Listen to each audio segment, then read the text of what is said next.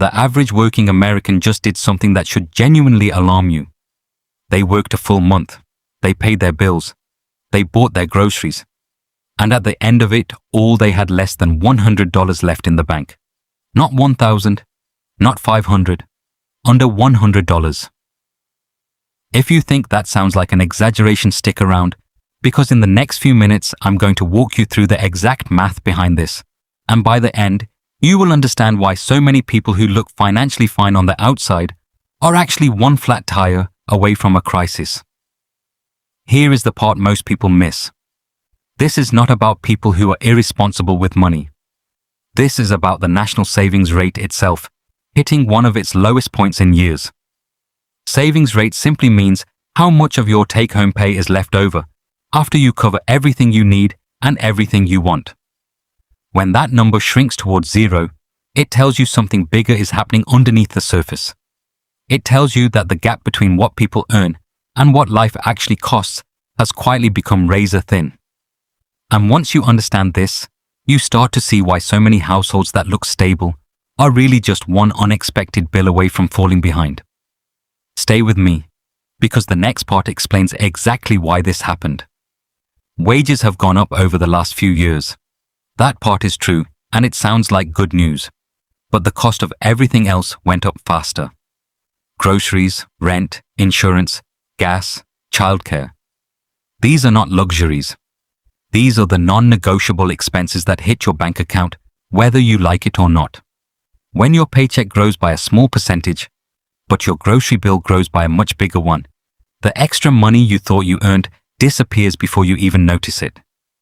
This is called a squeeze, and it is happening to millions of households right now, regardless of income level. Even people earning six figures are feeling this pressure because lifestyle costs scale up just as fast as income does. Think about it this way. If your income rises by 3%, but your essential expenses rise by 6%, you are not actually getting ahead. You are quietly falling behind while your bank balance looks roughly the same.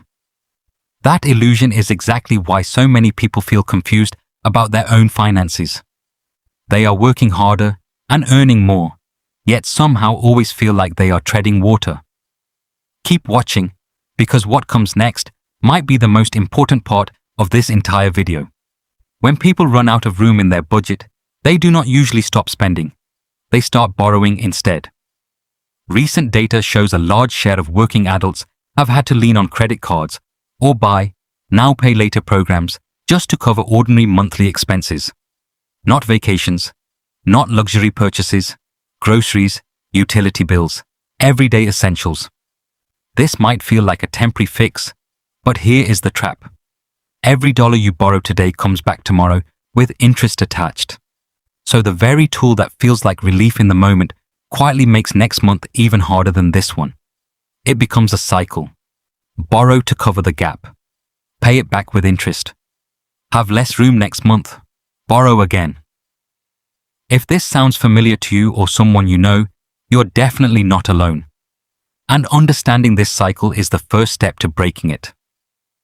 There is one more piece of this puzzle you need to hear. Here is something interesting.